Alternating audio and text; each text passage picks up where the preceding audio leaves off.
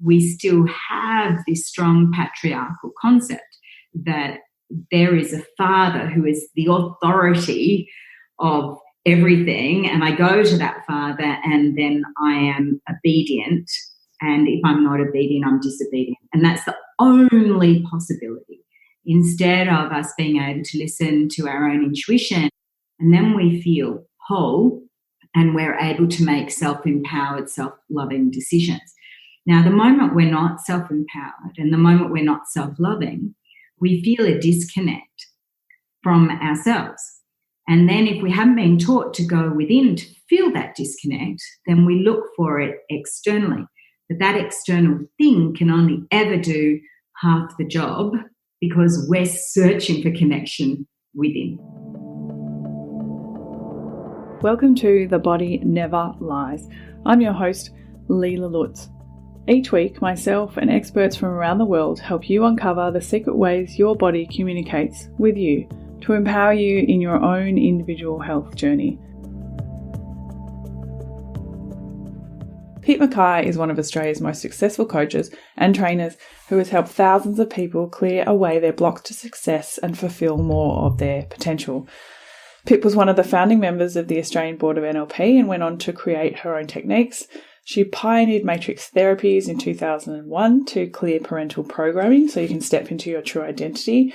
And she created Archetypal Coaching so you can get clear on your passion and purpose and express your soul's code in all areas of your life. Pip was my personal coach for many years, and then she was my mentor as I took on all her techniques and integrated them into my health and performance programs. Her amazing work really helps me with clients because, as you've heard from all our other guests, the path of health and healing is one of clearing your stress and trauma, getting in touch with your emotions, and learning the art of parenting self so that you can be your own empowered person. So I really hope you enjoy this episode with Pip McKay. Now today on The Body Never Lies, I have a very, very special guest with me. I'm one of the most influential coaches that I've had, because when I first started out in the fitness industry, I was just doing personal training and nutrition. I shouldn't say just, but I had some health problems of my own, and I went and sought out coaching. And I'd had this amazing experience with someone who was studying NLP, and she cleared anxiety and depression for me. And it was like a weight had been lifted off my shoulders. So that was just fun and practice. And then she sent me to someone who had trained her. But I said, no, I want the person who's trained the trainer. I want the best person that there is. And this is how I met the most beautiful, amazing coach, Pip McKay, who's now one of my dear, dear friends. So she started out as my coach, and then I was sending all of my clients to her that were having roadblocks with their health because of emotional roadblocks. And I was sending all of my clients. And then Pip said to me one day, why don't you do the work and become a coach too? And I thought, why on earth would I want to do that when I can send them to you? Anyway, long story short, I have studied all of Pip's work because it is absolutely amazing, and it has transformed my coaching to the next level. And this is why I've become so good, and I'm happy to say that I'm so good at helping people with emotional issues around their training and their fitness. And so I'm so excited to share with you beautiful Pip. Welcome to the show, Pip. Oh, thank you so much, Leela. Yeah, it was interesting to look back on our relationship, because then I wanted to get fit and assist my body, and then I came to you and got my coaching the other way around in terms of my body. So it's been a beautiful synergistic relationship. And then I've cooked on your courses, so I've been able to share all the beautiful food with everyone. We've just had the best time. Sorry, everyone, we're just loving up with everybody. We'll just get on with the interview now. Bridesmaid at my wedding. So I guess I just want to start with you, Pip. I think one thing that's really helpful for people to understand when they're on a journey, because often people think, oh, it's a journey and it's a lesson I've got to learn. And people go, well, when am I going to learn all this crap that I've got to learn? What is this thing about a journey? So I would love for you to explain, because I think this is a really great concept that helps people a lot, is to explain the hero's journey and how we overcome crisis and how we evolve out of crisis, so people can really get that concept of not thinking that they're down in this sludge of a journey. Could you explain that for us? Yeah, beautiful. Well, the hero's journey was created by Joseph Campbell. And of course, he studied lots of mythology all over the world. And he realized that when someone went on a journey from being an ordinary person to becoming an extraordinary person, there were always these stages that the hero went through to do that. And then people started to realize, well, if it makes stories and if it makes movies blockbusters, then it must speak to something very deep inside of us. And so many people then started to use the hero's journey to reflect the stages we'll go through in order to do that in our own lives, and particularly in personal development, but also in a health journey as well. Virtually any journey one goes through when one feels like they've got a problem that is stuck, and they then go through the process of moving through that problem till they solve it for themselves, and then they assist other people and contribute that to the world. So, in a nutshell, that's what the hero's journey is. And when I came across the model, because there's so many different phases, I divided the model into 4 to look at the stages of growth or maturity that a human being would need to go through in order to achieve the hero's journey more easily. And there's always going to be the angsty part as we break away from the old and start to move into the new. But how can we transition that more easily? And when we're conscious around it, it becomes easier. So the 4 stages of growth I divided it into is the first stage of growth is childhood. And in that phase of growth with a problem, we'd really like somebody else to solve it for us. Just like a child wants someone else to provide, the food, the answers, you go to them, you've fallen over and you go to your mummy or your daddy and you want them to basically fix it for you. And this is a psychological phase in all of our egos. When we've got a problem that we're not finding it easy to solve, we'd really like someone else to solve it for us. And that's the child. But the cool thing about the child is that the child has to make a decision that they want to become self-empowered. And when they do that, they don't just suddenly become an adult. They go to the next phase of the hero's journey, which I call adolescence. And this is where they go through all the growing pains that allows them to develop the maturity level in order to truly be self-empowered and get what they want. And this phase is often very angsty because the adolescent blames anyone who's trying to assist them for why they haven't got a result yet, instead of being self-empowered. Or the adolescent rejects every single piece of assistance and attempts to do it all on their own. So these are the 2 swings that we have. Like every adolescent's like that. They want someone to do it for them. But the moment someone attempts to assist them, they want to rebel against that assistance. So it's just like going to and fro. And this is where most people get stuck. And then what happens is they just throw their arms in the air and they go, it's all too hard, it's not easy, I can't do it. And then they pop back into childhood and they go back to the beginning before they're willing to take action on the journey. But if the person gets the correct assistance, and at this adolescent phase, the correct assistance is really someone who is loving and understanding, whilst at the same time continuing to put the power back in the adolescent's hands. And when that happens, the person will be tempted to go back. But if they continue, they will make a massive shift. And this shift is called apostasis. And when someone goes through apostasis, they die to who they were and they're reborn to who they're becoming. And at that point in time, they gain the holy grail, the best of what they can have. And then once they've gained that for themselves, then they go into the mature adult phase. And this is where they're able to contribute that to other people, and they become a person of influence because they know deep inside themselves that that problem can be solved because they've done it for themselves, and then they're able to contribute to others. So this phase, these 4 phases, the childhood, the adolescent, the young adult and the mature adult, are there in every single time we want to make change or evolve. Most people would like to go from child over to telling everybody else how to fix it themselves instead of going down and having that work. But when that happens, one doesn't become a major influence. So yes, that in a nutshell is the hero's journey. What do you think? I think the hero's journey has been very interesting for me to understand as a coach as well when I'm assisting a client through something, because a lot of coaches I think can get a little bit upset or feel like they're failing when the client is in the phase of the teenager. Can you talk a little bit about that from a coach's perspective? Yeah, well, I think that's really important, because most people will go through a bit of that once they hit a tough moment. So, say somebody's on a health journey. So say like myself, they've had chronic fatigue. So, to begin with, one can feel just, you've tried everything. And I use the word try, putting a lot of effort into not being able to get a result deliberately, but you feel like you've tried everything that you know. And then there's a part of you that's concerned that you're never going to find an answer, and you would really love someone to give you the answer. And so then say you find someone who's got a new piece of the puzzle in that health, and you get super excited and you think, that's it, I've found it, that's the end of it.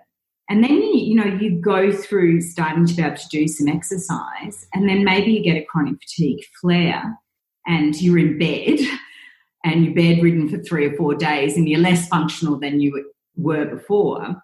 The first feeling one has is a teenage feeling. Oh, I knew there wasn't an answer. I knew that person couldn't help me. And you feel angry at that person for giving you hope that is disappointed.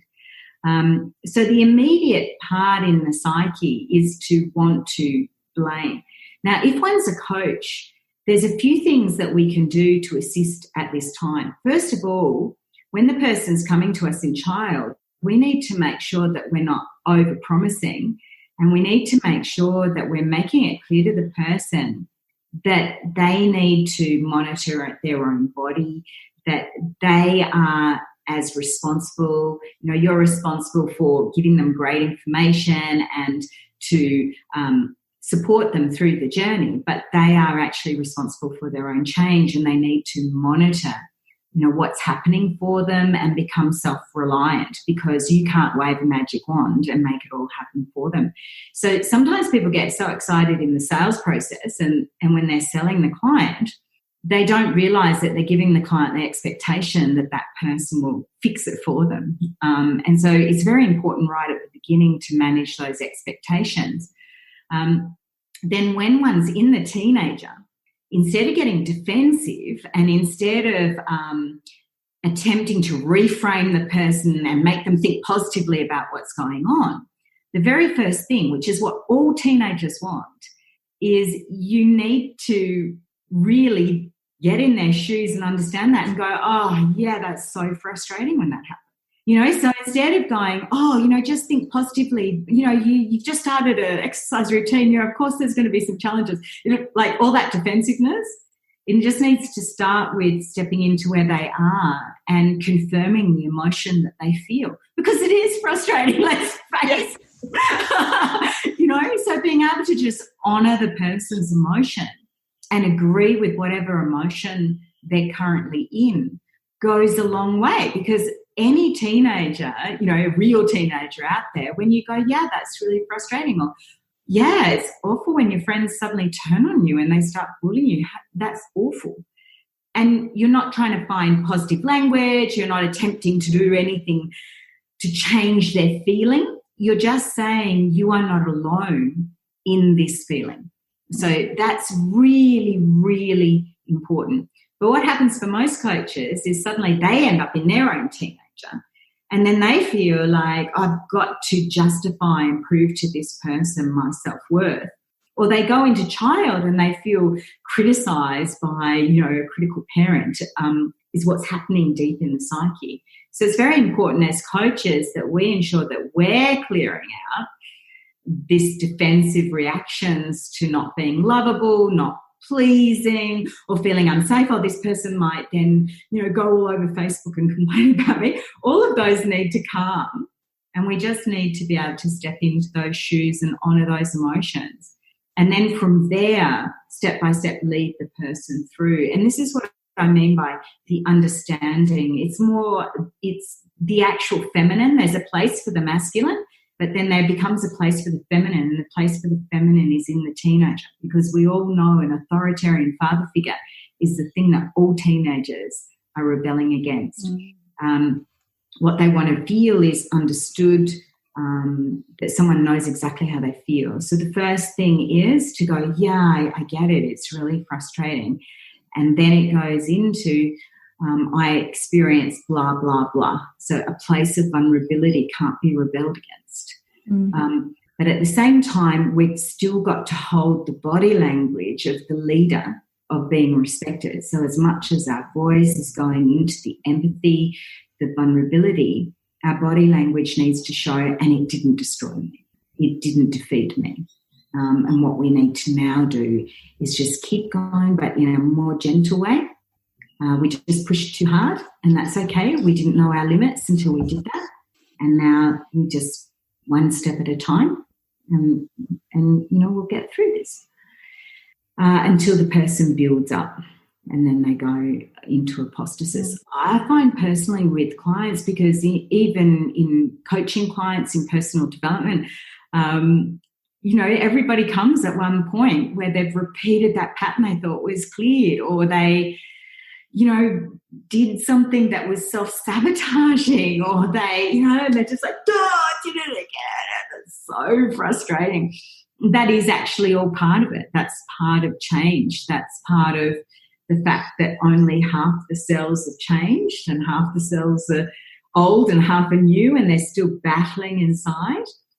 So we just need to lovingly honour the death of the old and hold the space for the mourning that the body goes through, whilst we keep a calm vision towards the new and support that new growth. And then the person pops through into apostasis, death and resurrection much more easily and calmly. By the time they move into young adult, this is the place where the whole dynamic of the relationship changes. It becomes more one of equality. The person's achieved that now. They don't really need your assistance and support anymore, but they might more like a buddy. And that's what happened in our relationship. You made that death and resurrection transformation. And then, we'd be able to come to that equal status and go on our journey together. And we could still support each other, but it was much more on an equal exchange way. And then into the mature adult, you started to be your own coach. But, I remember for both of us, I'd come to you and I'd be like, I'm so exhausted. And you'd just be like, hon, I know. And then you'd come to me, it's like, I can't believe I did that again. I'd be like, yeah, I know. And then it just pops. It's just gone. But the moment someone goes, you should think positively, or you should be doing this, and with that, language, then the rebellion will be much more. It's also interesting, isn't it? Because we've been talking about in a lot of the interviews, the model of a lot of the fitness world and the health world is about compliance. And compliance is that place in the teenager. And, it's an interesting, it can come from a model as well of having to, sell lots of training packages or sell lots of supplements or sell lots of things. So it's a very limited model, and we can't actually get to the phase of the young adult, because the coach is not in the phase of the young adult either, because they're stuck in that model believing that's the only way that they can make money. That's the only way they can help people, and their clients become reliant on them. And that is the only way they can make money. It's like, I can only be healthy when I do that program, so I'm going to do that program 20 times over. And then it's this codependent relationship then. Yeah. I really am interested to talk about how people get so stuck in that cycle and the addiction, because we as coaches, everyone we've been having on the show, we've been really talking about and seeing that people get so fixated on something, and it is like an addiction. And we have problems in our industry that are all there. We call them orthorexia, where it becomes so, you've become so fixated on a diet or a workout, or even if it's healthy, you know, I'm saying that in air quotes, even if it was just to eat vegetables, but that's not working for you, and the body's crying out that it's not working for you, but you're not listening, and you're so fixated on that. Can you help explain a little bit, Pip, how that happens? Because I think that would be really helpful for a lot of people. Yeah, I mean, I think there's so many things in what you're saying there. I think that's so rich. I think it all comes from a very masculine-dominated concept. And, you know, we've got two aspects. In the child, it's all about obedience. In the teenager, it's all about rebellion. And people think that the only way to sell is continuing to have people in obedience, continuing to have them as the child. But, of course, the moment they grow, if any product or service works, the person will grow. And the moment they grow, they will hit teenager.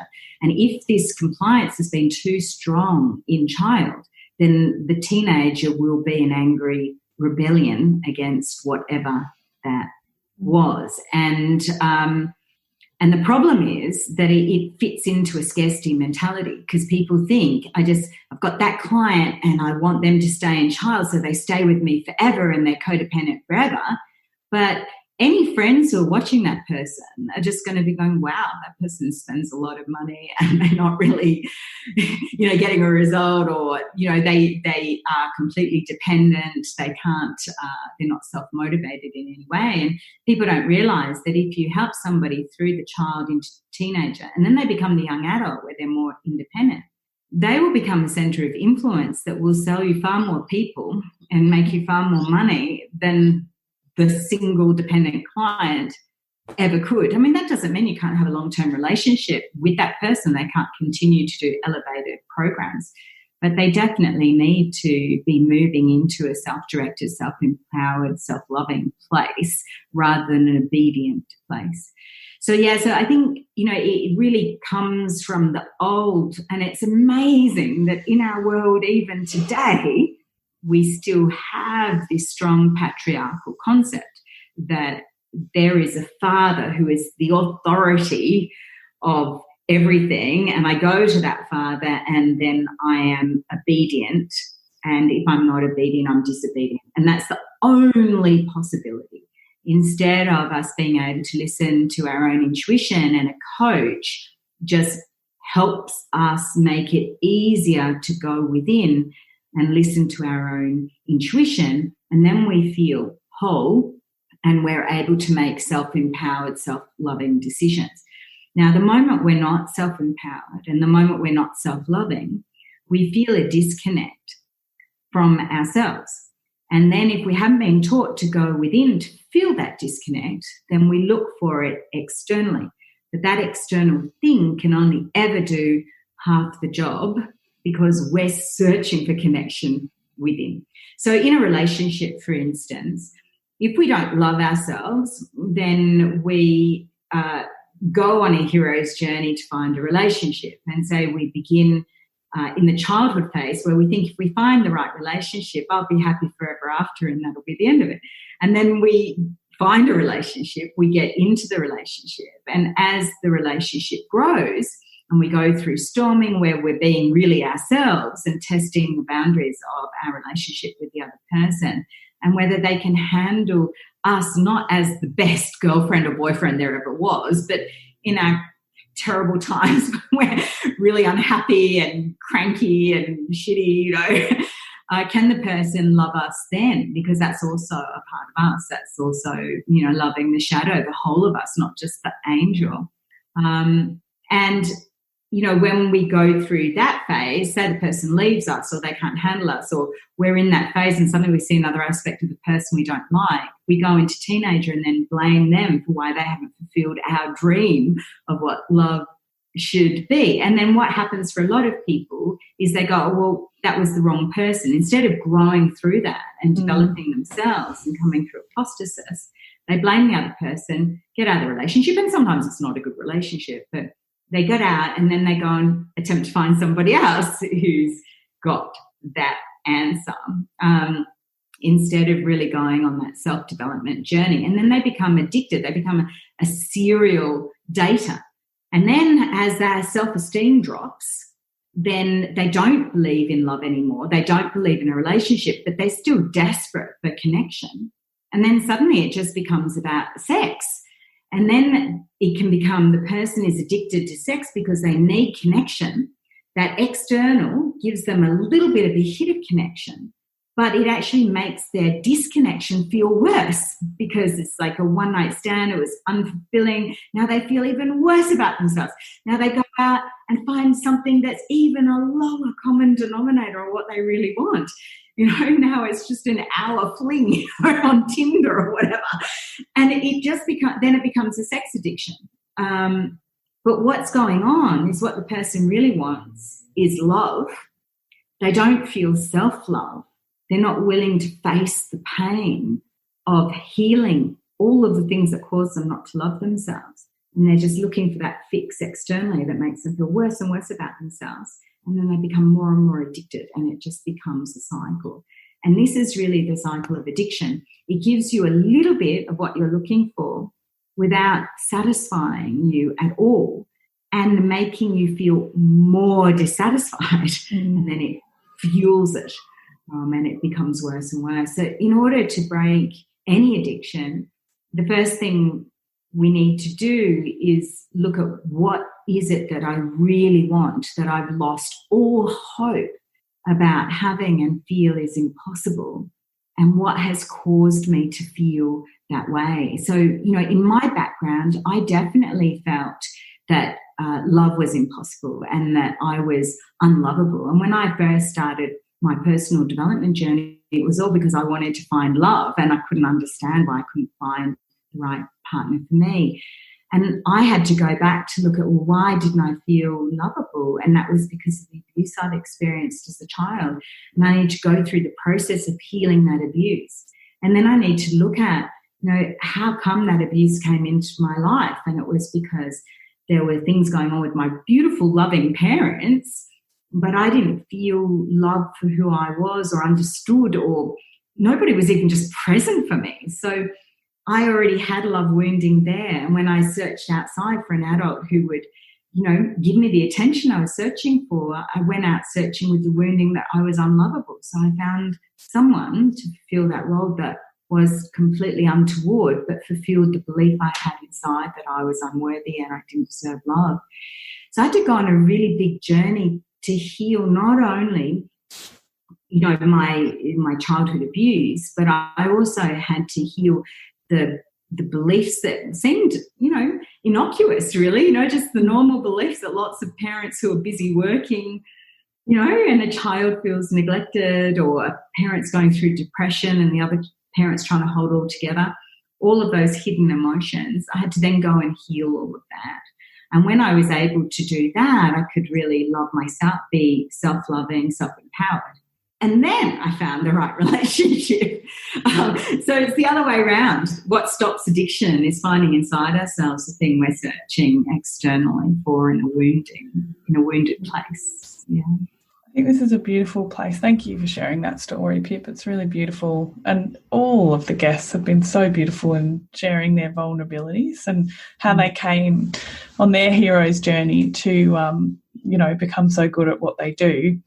I think this is a good place to talk about parenting, and because we've talked so much in the episodes about not receiving the parenting that you necessarily wanted. And this is really important because moving through and personal development is about parenting yourself. That's right. So could you take us through a little snapshot of what that really means, Pip, and how that works? Yeah, one of the interesting things about the way the body stores emotion is that when an emotion is unresolved, the body kind of earmarks that emotion and it just stores it. And it will just be there forever until the person releases it. And the reason the body does that is because it's like, that was very uncomfortable. I felt unloved, unsafe, or unworthy, the three big pillars of beliefs. that all the others fit under. And it wants you to learn something so that that doesn't happen again, or minimises the likelihood. But often as children, we come up with a all or nothing thinking around that. So I was hurt in love, that's it. I'm not going to have any relationships at all. Because, when you're young and something like that happens, your brain doesn't have all the shades of grey. It doesn't have the wherewithal to go, now I need to learn about what type of person to avoid and what do I need to heal about love inside me. It doesn't have that capacity to think like that unless there's a parent there who understands how to do that for them. So we come up with these all or nothing beliefs. And that's just stored there. So in your general life, you can be getting along as an adult perfectly fine, and you can be doing everything as a functional adult and you're not triggered. And then suddenly something happens, like your boyfriend who you're falling in love with rejects you. And suddenly, of course, you're going to have an emotion about that anytime, but suddenly it's like over the top and you just feel this enormous grief. And then it's like, oh, that's because when my dad died, I had an unresolved emotion there and it's still unresolved. And so this current event is triggering that old emotion back then. So what I really need to do is revisit that old emotion, and I need to really talk to that child who didn't get the parenting that they needed at that time, and I need to parent that child so that child has support and loving resources, because the child can't do it by themselves. So I need to become the parent of that child, go back, support, resource that child, and then integrate that child back to me and allow that child to grow up with those resources in place. Then I find, say a situation happened where, the boyfriend rejected you. Sure, you'd be sad, but it wouldn't be massively devastating where, it took you 5 years to overcome it. It would just be like, oh, that person mustn't be right for me either. So, just get on with the next one. That would be sort of the reasonable, rational kind of response. But when it triggers something earlier, we have this, what appears to be an irrational response. But in actual fact, the emotions are highly, highly logical. And they're really saying you're having this over-the-top response because something's not healed. You have an adult brain now. Can we go back and heal that, because that's been stored? So basically, as children, we model our parents. So even when we've got really great loving parents, we can pick up their emotions and their beliefs, let alone if they've been traumatic towards us. So, if they've hurt us in some way themselves, then it's even more so. But even a really great parent can have very disempowering beliefs about money that we would subconsciously pick up, really disempowering beliefs about spending time on yourself, like your health. So lots of traditionally women, but more and more men these days, have this idea that because they love their family, they have to give all of their time to their family, and then they've got no time to look after their own health.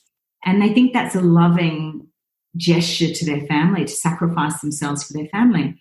But all it does is create an example that is going to be disempowering to the children in the long run of ill health and of not looking after oneself. And then people get in their mind this choice. I either look after myself or I fall in love with someone and have a family. And it has to be one or the other, rather than how can I love other people and love myself at the same time? How can I navigate that process? So the more we can get rid of beliefs like that we've picked up from our parents, the more we can step into what is right for us, instead of just falling into a habit that was a neural pathway that might have been created somewhere between in the womb and 7 years old, or between 7 and 14, or later, where we've picked up somebody else's beliefs. So when we clear that, it's easier for us. And I think even today, as women are becoming more empowered, I call it archetypal sexism, where women have become empowered by becoming very masculine. Men become loving by becoming very feminine. But in this place of empowerment, how can we be feminine and empowered? How can we be masculine and loving? You know, those things, can come together and join together. And I think this is really, really important, because for many people, they had an authoritarian father they're rebelling against, but a disempowered mother. And they can't step into what is the empowered and loving masculine and feminine. How do I bring those together to regenerate my personality? And that's really what rebirth is inside the hero's journey. It's the capacity to bring the masculine and feminine together and give birth to our regenerated self. Why do you think parts of that are so painful for some people? Parts of which part? Parts of doing the hero's journey, the pain, and because, we see a lot of people will do anything to avoid that pain, even if it's self-destructive. And what do you think? I think, there's a lot of things. I think it's very important. And I think now we've got a tiny understanding of what it was like for people in the past. But, when the Spanish flu was happening, people had World War I, and then the Spanish flu happened. And millions and millions of people died, millions. And there was no help at all. And the Spanish flu was a much worse disease as well. It was horrific in terms of what people looked like when they were suffering as well. So people at that time, and it's only 2 generations ago, for some people 3, there was this idea that you really did need to stop down your emotions in order just to survive, just to take one step in front of the other. In the Spanish flu, people often had the bodies of their loved ones in their home with them, and they couldn't get rid of them. There wasn't even refrigeration or anything like that. It was really horrendous. And in those days, people really did need to just take one step in front of the other. And so that idea that in order to survive, we need to stop down our emotions, well, that idea didn't even work for them. There was enormous alcoholism at that time, terrible, smoking addictions and things like that at that time as well. And that has been passed down the generations. And people today still have this idea that there's something dangerous about speaking about emotions, that, it's frightening to be vulnerable, that we might not survive. And it really is a fear that happened that may or may not have been relevant at that time, who knows? But it's certainly not relevant now, and it's been passed down to us. And it really hurts people. And then people are behaving today as if conditions in life were the same as what was going on then. Yeah. It's so interesting when you look at cultures, I think every culture has been through some kind of horrific, atrocity, like the Holocaust, world wars, and those things impact our family. I mean, even here in Australia, thinking that most of us are convicts, we're prisoners, we're sent here as prisoners. And I was reading a book actually recently called The Secret River, and it's a fictional book, but it is this image keeps sticking in my head in the last few months because there's so much symbolism in it to me. But there's this convict man who's been sent from England, the slums of England, where he's stolen something for his family to feed his family, and then he's been put on a ship, for 9 months with his wife in one section, and gave birth on the ship because she couldn't see him. And I think he got to see the baby for 2 minutes. And then he's been assigned to her. So when they get to Australia and they're convicts, he is assigned to her. And so he's basically her slave, and she's got to be in charge of him in the convict colony. Anyway, there's this part where they find a piece of land and he's standing there looking at this Aboriginal. And he's staring at him and he says, he was so angry about his freedom. And he was angry also that he had such beautiful teeth, because people from England, all their teeth were rotting because they just had such poor diets. And he was angry. He was like, how did this lazy bugger, that's what he was saying, how does this lazy bugger just stand here and he just gets food, like it just appears, right? It just appears and he just takes food. Like, what a lazy bugger. And they're thinking, why didn't those convicts just learn from the Aborigines? Like, why did he have to go and be so stubborn about trying to grow some corn in some land, for months and months and months, trying to get this corn to grow? And why couldn't he just go over and ask the Aborigine to say, hey, mate, right? But this, I've been thinking about this so much and how the climate's gone and with the fires and everything like this. But this symbolism for me in this is that we have come from generations and generations of having to do it the hard way. Yes, that's right. Yeah. And, I think what you're saying about this orthorexia, these people come from England. Yeah. They're brought with them the authority figure of the way you have to do something. And they're obeying that authority. They're being obedient, compliant, dependent. They're becoming obedient to something when they could have come here and they could have done it differently. They're 6 months away by boat. Like the whole colony could have done it differently, exactly what you're saying. They could have followed what the Aboriginal people had found because it was obviously a much better model yeah. they were going through. But they're so fixated on this obedience to authority that they can't see. They don't have the freedom of mindset to see what is so blatantly obvious right in front of them. And then all they feel is angry and resentful for someone who's worked it out a better way. And, we see this often. We see it, in the women's movement too, where a lot of women, they weren't put down by other men. They were put down by other women. Women who had to obey authority in some way, suffered, and then see another woman who's free and then wants to rip that woman down because they feel so angry that they didn't have those opportunities, instead of celebrating those opportunities and understanding how they can be freer now. And then you end up with the oppressed oppressing the oppressed instead of fighting against the oppressor, It's so amazing, and it is this thinking that does that, and it is very, very disempowering. I had that in my own family with my grandmother. She, when everything was hunky-dory, when she was dating my grandfather, but the moment they married, instead of Granddad being himself, his mind searching around, how do you be a father? So he turned into his father. And then Grandma's like, who's this person I married? Now he's telling me I can't go to dances, I can't socialise, I have to just stay in the house. And she felt very oppressed. So she just decided to stop having intimacy with him. He had no communication tools. He had no idea why she'd done that, why she didn't love him anymore. He falls into his own childhood programming about how he wasn't lovable. And they have this awful marriage. And then Mum, she's the first one in her family. She gains a scholarship to go to university. She goes overseas. My grandmother was furious with her. And then Mum just felt constantly criticised by her mother.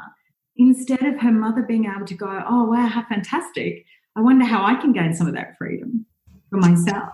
It's sad when, the oppressed support the oppressor in oppression. It's really interesting, and I really hope everyone listening can sort of start getting some insight into what might be going on for them. Why they're not eating enough? Why are they training when they're tired? Why are they, dieting when they shouldn't be? Why aren't they going to bed? These beliefs that are passed down from generations are really important to look at and understand so that we can let go of them. I think this is a really good place here, Pip, to move on to your absolute genius, which are the archetypes and the archetypes of transformation, because not only do, personal transformation is so important and coaching is so important, it's given us a way to let go of all that negative beliefs and things from the past that don't serve us, that we can just leave behind. But your work with the archetypes is actually helping people transform on a way that is so unique to their own soul and spirit. And so I would love for you to share with us about the archetypes of transformation and how that concept works. Sure. I mean, I know that a lot of your audience will be quite familiar with archetypes. So I think it's important, first of all, just to look at the difference in the way we perceive archetypes compared to the Jungian, Carolyn Meese-based. So, we honour that work absolutely, and we think that's really fantastic. So a lot of those concepts of archetypes comes from Jung, and the definition is that an archetype might also be a shadow. So you might have something like a wounded child as an archetype. In my work, it's much more based on the original Greek definition of the word archetype. And when I did my spiritual apprenticeship for 22 years, I studied in the tradition that was much closer to Plato and the Hermetic tradition in ancient Egypt. And so I like to go back to what the word really means. So arch means best or first, and type means symbol or example of. So from that, the definition of an archetype is the best example of something. So what that means is that a wounded child cannot be an archetype because it is the shadow of the archetype of child. Mm-hmm. So the best example of a child would be someone who is playful, in awe and wonder, just jumps off, risk-taking, having fun, childlike, playful, all of those aspects. So a wounded child is that archetype when it's come down onto earth and hasn't been treated the way a child would be ideally treated, then they become a shadow of that archetype. So I think that's really important to define. And what I've developed in the system that I have is 8 archetypes. And we look at how each archetype has a principle associated with it, and each archetype has a secret that makes that principle work. And then we use those 8 archetypes to find the 4 that are your genius. So 3 passion archetypes, that's what motivates you, self-motivation. You don't even need to be disciplined because you just love what you do so much. And that helps with that self-direction where you really become the young adult because you're following who you really authentically are at the deepest level. And so you've got that, and then your talent archetype, which allows you to be paid for what you love to do. So the talent is why people recognise and respect you, and so that's why you get paid. So when we marry the passion and the talent together, then you find your purpose and you can get paid for doing what you love to do. And what we look at in terms of archetypes is not personality profiling, but rather understanding the nature of your soul. So really the archetypes describe, those 4 archetypes in combination describe who you really are at the deepest level and what your unique contribution is to the world, why you were born, what the meaning of your life is. And the meaning of your life is to find better and better ways of expressing your 4 archetypes. So that's really what we do with them in the definition of archetypes. Did you want me to go through each one? Or? Yeah, I'd love you to. And I think what was transformational about me learning about archetypes was that I've always been doing what I loved, but I was doing it in a way that wasn't serving me. Yeah. And so we could probably talk about that too. So there's probably, because I think there's going to be a lot of people who are listening, the fitness trainers, coaches, but I am doing what I love. How would archetypes help me? And so, and now because I know my archetypes, every time I make a decision, like in my business, if I want to create something new, I know exactly the steps to do it that speak to my soul's quest. Whereas the old way was a way that was very long and hard. And there's a reason for that because there's a shadow archetype called the martyr. And so I think that would be, I could talk to you all day about this, so it just depends how much time we've got. But it's a really important point because people confuse the vehicle of the expression of their passion and purpose with their passion and purpose. And that really confuses people. So, you might have an athlete and they get injured and they've identified that their passion and purpose was to be a rugby league football player, as an example. And then they get injured and they literally can never do rugby league as their career anymore, as an example, say. Or they get older and they can't. Then what happens is they feel like, that's it, I don't have any passion and purpose. So what we do instead is say your passion and purpose is the meaning that you at a soul level want to extract from what it is you love doing. So say you're a rugby football player, and one of the things that you love about it is the deep connection that you have as a team with the other players. And then maybe you love scoring goals and achieving and winning, and you love that aspect of that. So we would see those two archetypes. One is the creative nurturer, which is the one that loves the team, the connection, the building of the team and the camaraderie. And the other one would be the knight, which loves to be competitive, loves to set goals and achieve goals. So if we just look at these two for a moment, and a lot of people would look at rugby and think, oh, how can you be a creative nurturer in rugby? But, maybe that particular rugby player is like that. They care about their other team members. They're the first one there to check on a mate and see if they're okay. Whereas somebody else playing rugby league might just love the adventure of it. Or they might love the fact that there's rules and they get to follow the rules, and they know exactly where they're going and what the structure of it, and it makes them feel very secure. So we can see the exact same thing. Rugby could have completely different meanings that people are searching for within that game. So say now a rugby football player, had a long career and now he's, 40 and he's about to retire, and he's just like, that's it, I've got no passion and purpose in my life anymore.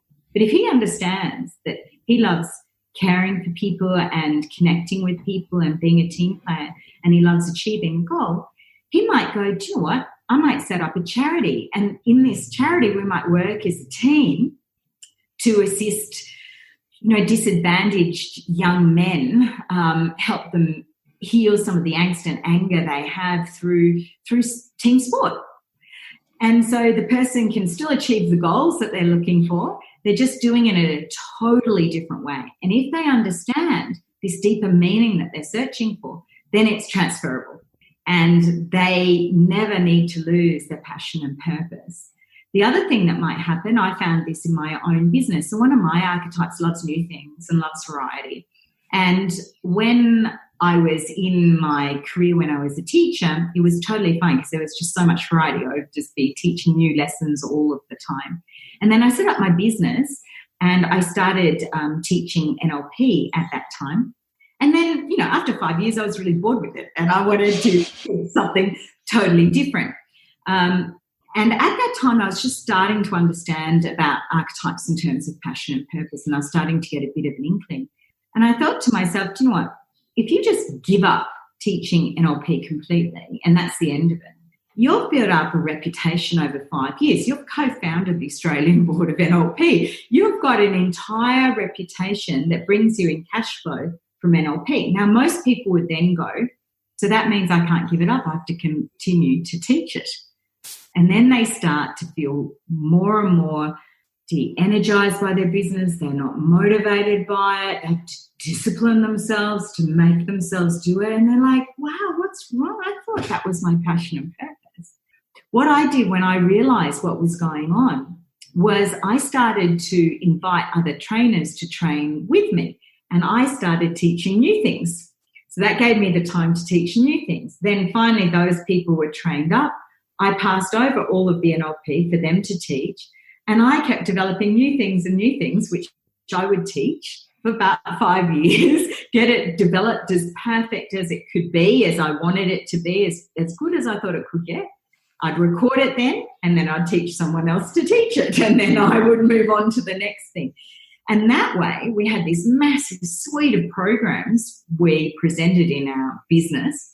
I could build on my reputation, but I could continue pioneering and doing new things, which my archetype, the innocent adventurer, just loves to do. And that way I was really passionate about my business, and 20 years later I'm still running the same business called the same thing, but I'm certainly not teaching the same things I was teaching then. I've got, a suite of licensees who teach the earlier programs for me, and I know Paul Chek did the similar thing. Very much so, yeah. And the beauty of it is you get to have a legacy at the end. You get to have those programs run even when you're not here anymore. So it's a wonderful model to be able to do that. Can you touch a little bit, because I think there's a lot of people who go, but I don't know what my purpose is, and they get confused with that, and then they think, well, my purpose has to be a career that I make lots of money out of. And I remember a woman, Elizabeth Gilbert, used to talk about purpose all the time, and that, you have to find your why and your purpose. And she got this letter from a woman in the audience. She wrote it on her Facebook page, and she said, you basically ruined my life because you've talked about this thing that I can never achieve. Like, I don't have that. I don't get that purpose concept. And this whole thing of I'm going to have a career that's going to change the world. So what am I supposed to do with my life now? And what she actually talks about is it's you're following your curiosity, and you don't necessarily have to make a career out of it or become a multimillionaire from it. It might be an aspect of your life, or, do you find that with archetypes as well? It's not. I see it a little. Because you could, like, for instance, you could be an employee in a company but still express your passion and purpose. Absolutely. You could be a volunteer in something else. You could be a mother and still expressing your passion and purpose. Well, that's exactly right. I mean, what we look at is that your passion and purpose is expressed in every aspect of your life, including the way you do health and fitness, including the way that you do your career and money, including the hobbies you have. Because one of the other problems that sometimes people fall into is then they do one thing for money and then something else for their passion and purpose. And they can't see how their passion and purpose can be a part of everyday life. And that's why when you find your archetypes, you're able to use those archetypes expressed in every single thing that you do, from the way that you cook to the way you wake up in the morning, to what you do for a career, how you support yourself financially. I think what happens for a lot of people is they look at passion and purpose coming from a place of wounding. So they feel unlovable and they want to prove to the world that they're lovable. And so they pick a goal of someone they think is worthy, and then they want what that person has because they're attempting to fulfill this wounding and overcome this wounding that they have inside. And then even the person they're modelling might not have actually got the thing that the person thinks they got from what they're doing. And then it just becomes a vicious circle of something that they're chasing that they can't live up to. And there's this idea that they kind of have to wait until they've achieved a particular thing to have their passion and purpose, as if their passion and purpose is a thing or an achievement rather than a way of being. So, in my life, my 4 archetypes are the innocent adventurer, the creative nurturer, the magician, and the knight. And the 4 archetypes work in an order. So for me, when I'm following my archetypes in the order that is my passion and purpose, then I will always feel lit up by that particular aspect of my life. So in the innocent adventurer, I like to go on new adventures, new things, come up with ideas, do things I've never done before. So that's my innocent adventurer. Then my creative nurturer creates something new, so actually creates that thing. Then my magician ensures that the thing I've created helps people transform in a way that is magical. And then my knight ensures they get results. So I do that in every single aspect of my life. Then the whole of my life is full of passion and purpose, and it's fantastic.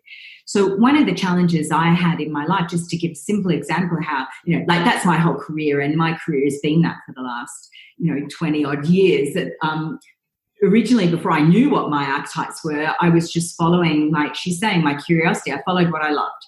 I did what I loved, and the money came for me. That's how I did it. And then I started to realize that every time I loved something, it was following a very specific pattern, and I could identify that it was this pattern. But, I've spent years and years having a challenge with meditation. So meditation is something that I would do, and it was like having to discipline myself to do it because I knew it was good for my body and my nervous system. And then, of course, I couldn't stand it because I don't have discipline as one of my things. It's not an archetype of mine. It's not something that comes naturally to me. I need to do things I'm passionate about.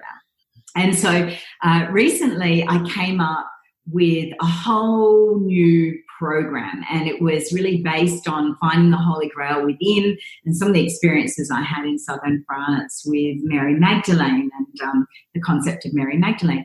Anyway, I came up with this whole new way of meditating, and it was all about breathing into the 4 chambers of the heart, and it was so amazing, and I shared that with everyone. Everyone found it so transformational. So now I have been sitting down and doing this meditation, and it's so exciting. And afterwards, I do a whole lot of affirmations that come from the meditation, out of me, out of who I am at the deepest level, and I feel so connected to everything. And now, like, meditation is like the easiest thing ever. And one, it's fun. I love it. I've created a whole new way of meditating. It's absolutely magical and transformational. When I open my eyes after the meditation, I see the whole world completely anew, and it's getting results. My entire nervous system is calming down. I feel so at peace, which is, I've always felt happiness, but peace, I was like too busy, And it's been extraordinary, but we can see that that's just followed exactly my archetype. So, I pioneered something completely new that I've never heard anywhere else before. It's completely new. I've just got that idea inspired by spirit. I created a whole new concept and way of doing it. It's totally magical and transformational, and it gets results. So I followed that, and now, like today, I've already meditated twice. So just 10 minutes and then 15 minutes. And I came out of the 15-minute meditation like, I want to do more. I could have stayed there. So now I'm going to do half an hour twice a day. And, 3 times a week I do an hour meditation. And I'm not talking about a guided meditation with, someone talking to me from within. I'm talking about something that's coming from within me. It's just amazing. So that's the difference. Forcing yourself, disciplining yourself to do it. Now, if you're a disciplined person, like my husband Will is a disciplined person, so disciplining comes naturally to him, that's fine. I'm not. So that's a disaster. Anytime I have to discipline myself to do it, I know I haven't found the passion in that thing. Once I find the passion, I don't need to discipline myself anymore. That's so amazing. It's such a good example too, Pip, because so many people struggle with their health or doing things that are good for their body because they look at it as a discipline. Yeah. And it's just like, I don't want to be disciplined. No, just I want to be disciplined. I know, right? So I really hope that's like, I feel excited by listening to that about how you can transform something you really don't want to do into something you just love to do from looking at your archetypes. So now you're going to have to share the archetypes because people are going to know, well, what are they? Okay, so we look at a system. So not only do you find your 4, that your passion and purpose, but you do need all 8, even the ones that you're not that good at, because there's times like, I still haven't found a way to fully make doing my tax fun. So every now and then, you just need to do some of the other archetypes. It is actually much more fun than it used to be. And I know there are people that do find it fun, because I know my accountant listens to my podcast, and I know she goes, yes, at the end of every spreadsheet and back statement. Exactly. So, it's much better because I like to connect with people. So it's much better that I love my bookkeeper and I love my accountant. That makes it a lot easier. But there's still some things that I have to do. But anyway, so the first archetype is the innocent adventurer. So these people love new things. They love to pioneer things. They love to have fun. And think of Richard Branson. The second archetype is the magician. These people are very focused on when they focus on something, they're able to transform it magically. So this is the law of attraction. Think of somebody like Walt Disney or J.K. Rowling. These are people who created something magical, something out of nothing, made the impossible possible. I have that archetype too. I love it when people come to my courses. You know, they don't know, they don't have direction, they're feeling a bit down, and then they come out totally inspired, knowing exactly who they are. You know, that's magical transformation. Then there is the oracle. These people are much more mysterious. They're more magnetic. These people are often psychic in their capacity, and people just find them mysterious and are just magnetically attracted to them. So you can think of someone like Angelina Jolie or Johnny Depp. I mean, those people have a lot of shadow as well going on for them. So maybe somebody like Coco Chanel. These are all people who there's a mystery about them, and they're attractive because of their mystery. Then you've got the creative nurturer. These are very nurturing types, can be a man or a woman, any of the archetypes, but they often step more into that mothering, nurturing role. One of the shadows of that archetype is they nurture everybody else's dream into fruition instead of nurturing their own creativity. So they find it easy to fall into that role of helping and rescuing others rather than putting the oxygen mask here first. But of course, once they overcome that, they become extraordinary examples of how you can be loving, compassionate, and still change the world and be very wealthy in the process. Someone like Oprah Winfrey. Then you've got the ruler archetype. These people are very, very organized. They like the idea of building an empire. They love structure. They love rules and those sorts of concepts. So you can think of someone like Rupert Murdoch, or you could think of someone like Nelson Mandela. To begin with, Nelson Mandela was a later archetype I'll talk about in a minute, which was the knight rebelling against establishment and bringing it down. But if he couldn't step into the ruler, he could never have taken on the role of the presidency and never really stepped into the leadership position where he's responsible for the laws. And he was a lawyer, so we know he had that legal background. And then we've got the sage. So this is an archetype that loves study, loves knowledge. Sometimes can get too caught up in their head and need to come into the light, which is listening to their intuition. Think of somebody like Albert Einstein. Then we've got the lovers. These people love that one-on-one connection. They love romance. They're very good at making somebody feel like they're the only person in the world and very special. I like to think of Deborah Lee Finesse and Hugh Jackman, where they've got a beautiful relationship. When they came together, they were more influential in the world than when they were apart. The lovers in the shadow, think of Billy Bob Thornton and Angelina Jolie, where their relationship made them less successful, less able to contribute light to the world. Their heroin addictions together, her carrying a vial of his blood around her neck. It's really a vampire-ish relationship where they're draining each other. Whereas Deborah Lee Finesse and Hugh Jackman, Deborah Lee changed adoption laws in Australia. I mean, huge influence to the light in the world. Hugh Jackman's career took off and allowed him to platform and talk about other things that he was passionate about. And then finally, we've got the knight archetype. So these people love setting and achieving goals. So a lot of sports people come into this archetype, a lot of personal trainers come into this archetype, but it doesn't have to be just that. It's anyone who loves to set goals and achieve goals. So I have this archetype as well, but it's my talent, not my passion. And so people, come to me and invest in my programs because if they get results, in the end, that's why they give me the money. But I feel passionate about it, and people are lit up by my enthusiasm because of my other three archetypes come in.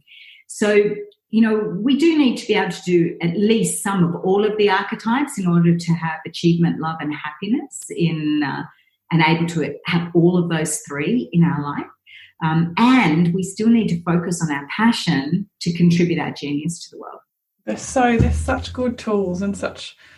I do. I love studied Carolyn Myers, and I knew about that before I met you and learned about the archetypes. But this is just because, like you say, it's the best of that thing. They're just all in the light and they're all positive. And so, because I think one of the traps we can get into is like, you know, I've got the archetype of the prostitute, for instance. Yeah. Right. And just be constantly giving everything away in your life and having people walk all over you and trample all over you and think that you have to live with that. I think that's the problem with that. I think that kind of outlook. Because what we look at is that the prostitute is the shadow side of two possible archetypes. One archetype is the creative nurturer. So it's the person who feels like love is nurturing everybody else's dreams and sacrificing themselves for somebody else. Or I have to nurture other people in order for them to pay me, even when I don't want to and even when I don't like the person. So the shadow of that can be the prostitute.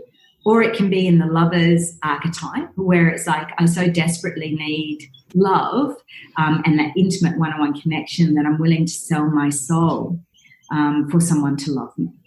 And so when we think that that is an archetype, like you said, there's this idea that you can never not express that. And I just think that's a travesty, because in my world, it's like, no, what we want to do is heal the woundings and the beliefs that causes a creative nurturer or a lover to fall into that as a concept and ensure that we don't. And it's not just when it's one of your archetypes. It could be that, you know, that has just been something you picked up from your mother or picked up from your father, that you have to do what you hate and you have to destroy yourself in order to make money. That's a prostitute. But that's just a negative belief. When we clear that belief, we can go, of course I can make money from what I love. It's going to be so much easier because everyone's going to go fall in love with what I'm offering them because I love it so much. And then they're just going to want some of that so they can heal themselves. So I totally agree. The other thing with our system is it really is a system rather than them being hundreds and hundreds of archetypes. And it's not easy to process in your mind. It's like there's 8 and then 4 are your genius. 4 are what you were born to express in the world. It just becomes so easy to think about and so clear. And we have a coaching process that helps you discover what yours is for sure, instead of what your parents might have wanted you to be. Because sometimes people have so adopted what they got praise for from their parents that they think that's who they are instead of who they really are. So I see a lot of people go into accounting because their parents thought that would be a secure job and they don't like it at all. So it's really important to be able to let go of the programming of what parents thought was safe and good for us so we can step into why we were born, not to live our parents' life, to live our own.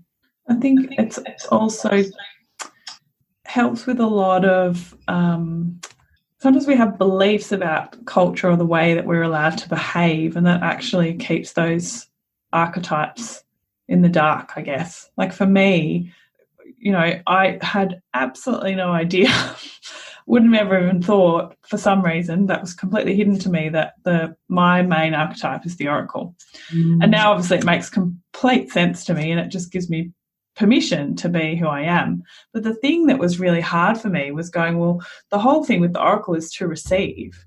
Now, in society, that's not really looked upon very, you know, we're actually meant to work hard for what you are. I mean, I still work hard, obviously, but in terms of like when I really want something or, you know, one of my gifts is to be able to ask lots of people for help. It really is. Like if, you know, I just have always seemed to, throughout my life, been able to find someone. If somebody wants something, I know someone that can do that, and it will just appear to me and it will just happen and I can make that happen for you.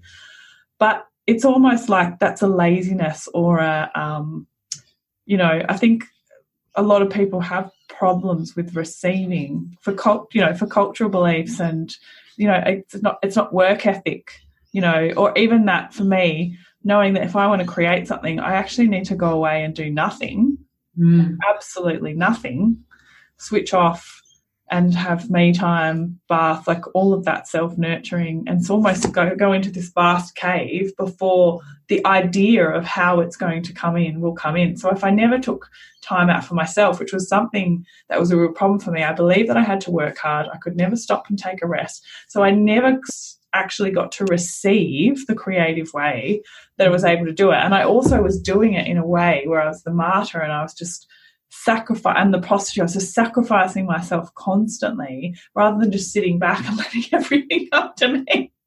Yeah. And I think, this program is such a beautiful example of your oracle in the light, because, you're there, you're like the flame, and we all come and,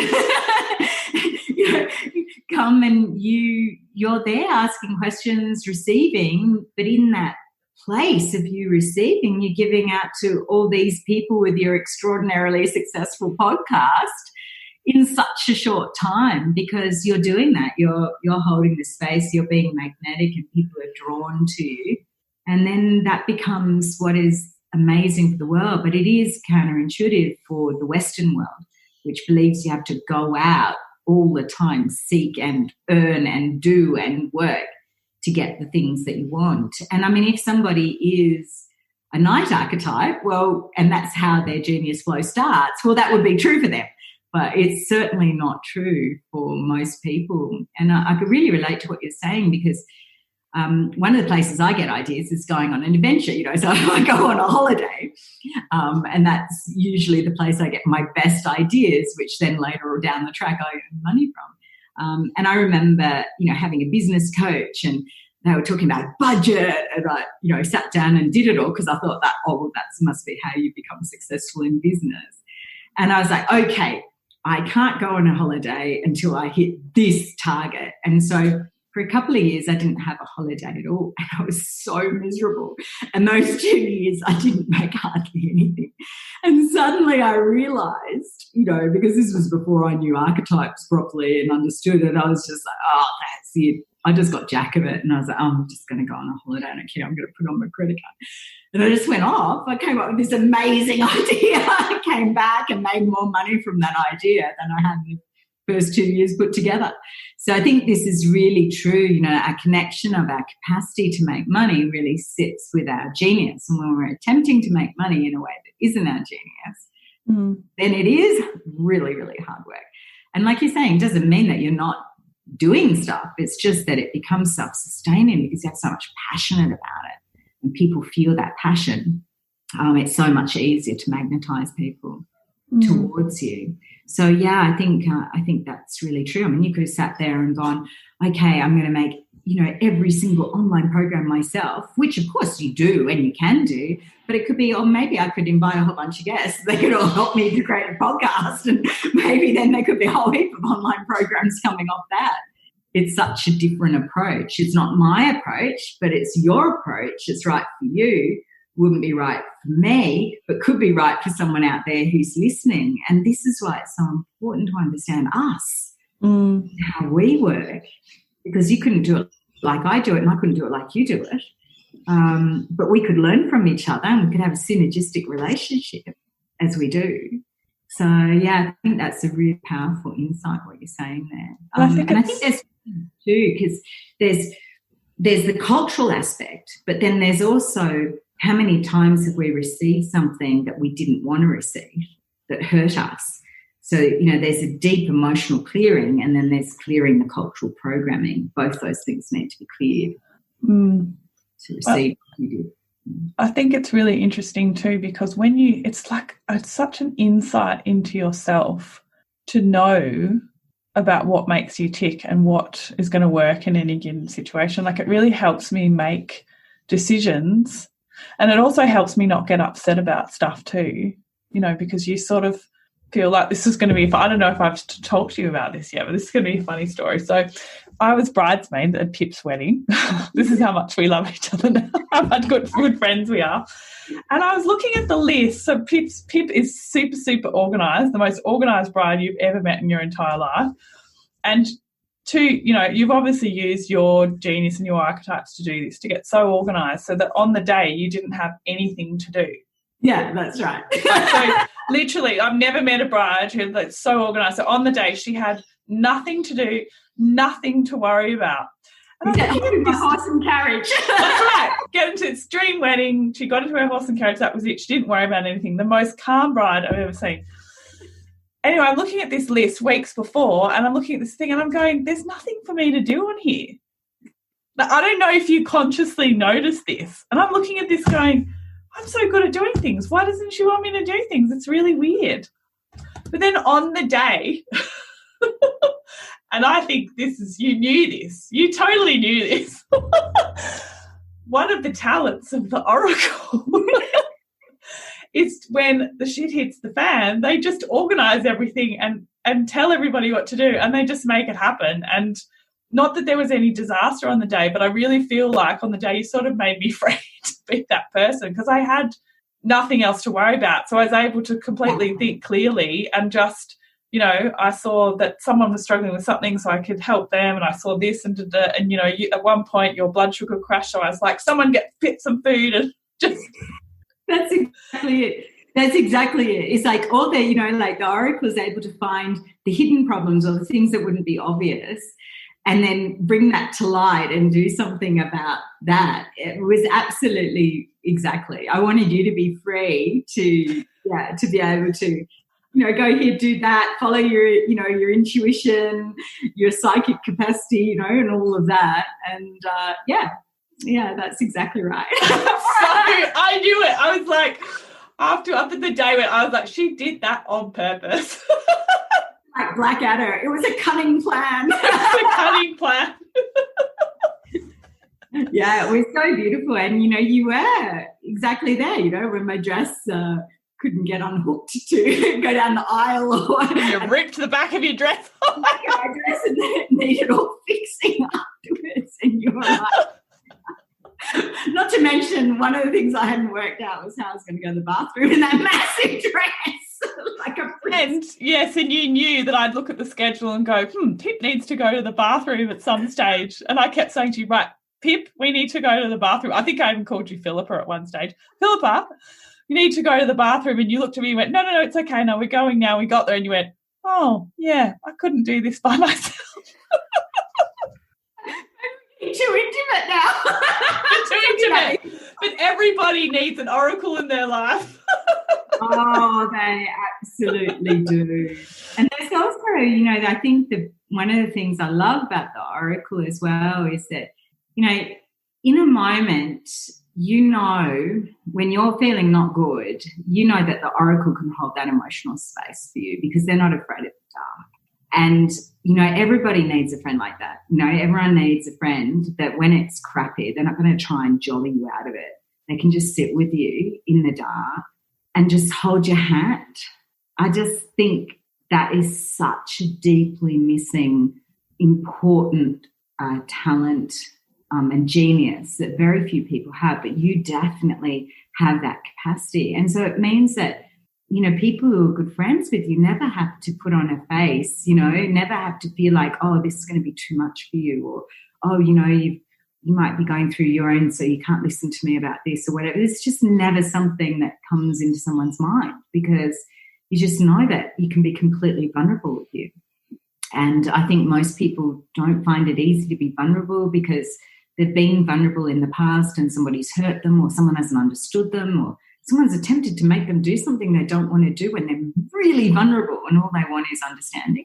And that's something you do so beautifully, just holding that emotional space. Oh, wow, Pip, that's so beautiful. I've got a bit teary when you said that because that's very much for me and a very important part of my coaching.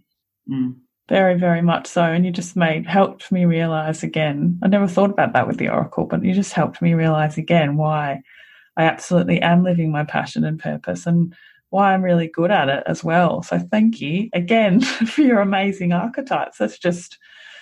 That's so beautiful. And then for me, you know, that really helps me know that I will always need to see clients. Like I could never just have a product and never see clients because I would never get to hold that space for people one-on-one. So when I go, oh, I'm not going to see clients anymore, I always pull myself back and go, well, no, you have to because that's, you know, part of your calling, even if it's just one client or if it's having the podcast, or it's something. I think that's what's so amazing, about the system, is that every time I make a decision about my business or my life, I sit down with the archetypes. I literally get the cards out and I work through and go, does this work in the right order? How's this going to work? And something I don't want to do, okay, well, how am I going to make this work? And, you know, like you were talking about your meditation, like it's absolutely transformational. And I think I remember it helped you with coming to the gym, because I knew your archetypes and you weren't really motivated about training, but I was really able to get you to train. And then I ended up coming because it was so much fun. She just wanted to come because it was fun. Yeah, that's exactly right. No, I think what's so beautiful is if when you decide at some point that you don't want to have private clients anymore, you'll always be able to transfer that to something else where you still got that one-on-one. We can just be friends. That can be a one-on-one. That can be one-on-one. Oh, my God, everyone's listening to this podcast going, these two girls. Wow, this is so amazing, Pip. I think this is so beautiful. I guess I have one more question, one more thing that I wanted to touch on, and that is Matrix Therapies, because this is your other phenomenal coaching technique. And it's actually come up a lot. I see it quite a lot online, you know, people talking about healing their inner child. And I think this is the most wonderful, beautiful, gentle ways of doing it, because people think of therapy as like, I've got to go and talk about my problems, relive all my problems, you know, and then you go through this. I mean, I used to go to therapy and think, oh, God, no wonder I'm depressed. Like, if I listen to that story 10 times, and then I think, God, how does this therapist listen to me talk about this? You know, no wonder she's telling me I'm depressed. You know, and whereas Matrix therapy is like a completely different way of looking at the past and healing the past. Would you give us a little, I know it's a whole course in itself, but could you give us a snapshot of why that process is so transformational and so beautiful? Because you don't have to go into the pain. No, you don't. You don't. What you're really doing is holding the emotional space for the child's pain in a way. But, you know, I suppose the analogy I love about it, and I'm so excited about Matrix Therapies, because when I created Matrix Therapies in 2001, I didn't have a whole lot of marketing and sales skills at that time. And I just would present it to groups of people, and then they would just tell out the people. It just became word of mouth. And it was really from word of mouth. And now Matrix Therapies is in every state of Australia. It's in the UK, the USA, Canada, New Zealand, China, Indonesia, and most recently Israel, which I'm so excited about. And I think that really shows the power of the tool itself. And particularly back then, 19 years ago, there really wasn't anything like it at that time. People talked about inner child work, but there was no process to actually go through assisting that child to really let go of the emotions without being, disciplined about it, but really it becoming an organic process where the child really felt healed, really. And I know we're not supposed to use that word, but anyway, from that experience. And so therefore it didn't rely on having to forgive, you know, and people make themselves forgive, but there's no resolution. And then they haven't really resolved it inside. They've just forgiven the other person for what they did to them. And then they just still go ahead and repeat the same behaviour because they're not empowered and they haven't loved themselves anymore. They've still made it about the other person instead of about resolving it inside. So I really love the way Matrix Therapies works. And I suppose my favourite analogy about it is in Peter Pan, you know, Wendy goes off to Never Never Land and there's all these lost boys, and I like to think of lost girls as well, and they're all stuck at an age. You know, they're all stuck at about 6 or 7. And they're all running around there attempting to look after themselves, which they can't because they're too young. And then getting Peter Pan, who's the same age himself, to be their leader. And so they never grow up. They never get the resources they need to mature. And this is a tremendous metaphor of what happens inside our own psyche. if it's just our child attempting to heal themselves, stuck in the past by themselves, they just become a lost little boy or a lost little girl, desperate in need of a parent who is going to love them and help them grow up. And, Wendy goes back there. She attempts to heal them herself, but she can't because she's too young. And so she brings them back to her real life where her parents are there and her parents mother those children, and then they grow up. And I think what happens inside our psyche is, the child has a wounding or doesn't understand something, comes up with a belief, has an emotion, and it's stuck in the past. And then the teenager in us, who's not much older, attempts to defend the hurt child and becomes really defensive, rebellious, angry, angsty, all the rest of it. But unfortunately, that doesn't help the little child to heal. What we really need is the teenager to go, oh, wow, the reason why I feel angry, frustrated, upset, angsty, depressed is because that child is still lost in their Neverland.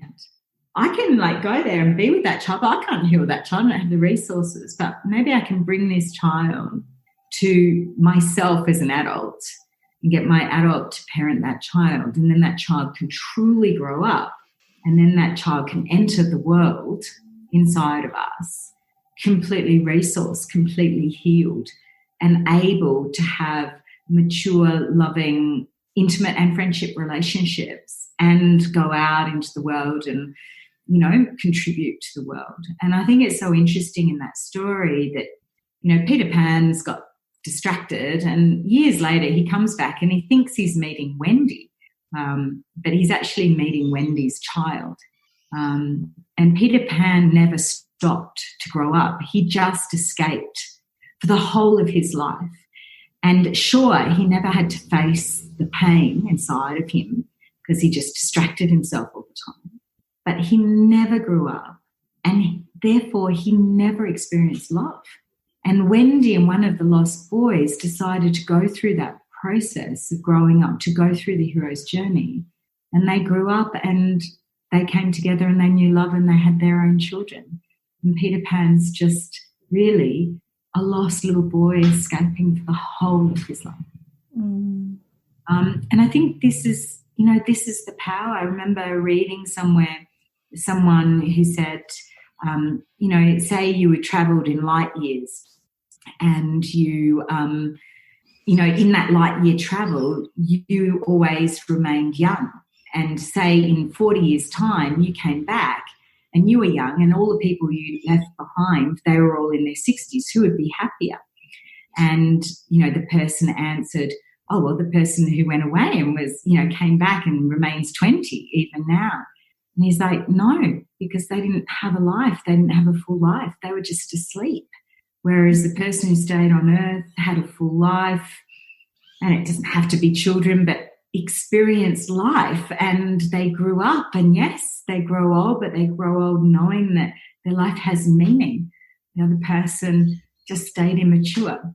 And I think in our world that's so addicted and obsessed with youth, we forget the extraordinary beauty of what it means to mature and to grow up and have loving connections and go through the tricky times and the things that aren't easy. But inside overcoming that is where the Holy Grail is. That's where the reward is. That's what makes life meaningful. Oh, Pip, that's so beautiful and such a beautiful way to finish this interview. And one thing about Pip that is absolutely amazing, she is the most magical storyteller. And the stories that she tells, you change the way you think about things. And that's really is a massive part of her genius, is that magical storytelling and changing people's unconscious minds. I'm so grateful. Thank you for coming on the show today. Could you, so as you've heard, Pip has trained so many people around the world to do the work that she does. So no matter where you are in the world, you could get in touch with someone who does archetypes, matrix therapies, or you might like to even do one of Pip's courses yourself. And then they're not just designed for coaches, because what you actually get to do, the beauty of her courses is that when you do them, you actually get to go through the whole process of transformation yourself. So you get coached and you get to transform. So even if you don't want to be a coach, it's an amazing way to have a personal development and personal transformation journey. Pip, do you have any one-day events coming up? Because the beauty of all this, right, is your business has transformed. It's now online. Yeah. So it used to be that you only got to see work with Pip now if she's, if you're very, very lucky, but now that she's online. Yeah, that's exactly right. So it's actually been amazing. And we've transformed a lot of our programs online now. So it's very cool. So yeah, we have a one-day event coming up on the 1st of November, which is a Sunday, and also on the 15th of November, depending on where you are in the world. The timing might be a little bit different. And we also have on our website, Pip McKay, pipmckay.com.au. We also have my book, The 8 Principles of Achievement, Love and Happiness, which goes through those 8 archetypes. And for your viewers, we've put it up there for free.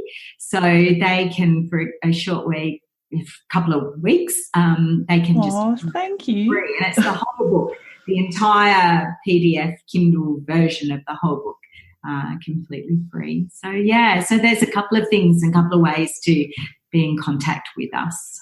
Oh, thanks, Pip. That's so amazing. And like I said, if you are Pip's learning all of Pip's work and her teaching me how to do what she does has really transformed the way I do business, the way I create, the way I live my passion and purpose, but also the way I work with my clients. I now have all these coaching skills that have just taken it to the next level. And, I'm so grateful, Pip. Thank you so much for coming on the show today. It's my pleasure. I'm so grateful. I love this. It's my favourite thing to do. Very your passion and purpose too, Leila, so I can get to do okay, good. Well, maybe we'll come up for another episode for the next series. Okay. Thanks, Pippi. Thank you, darling. I'm Leila Lutz, and you've been listening to The Body Never Lies. If you haven't yet, please go to your favourite podcast app and subscribe, rate and review this podcast. All the resources and references from this episode are waiting for you on my website, leilalutz.com. Just click on podcast and look for this episode. Now join me next week for another episode of The Body Never Lies. Thank you so much for listening.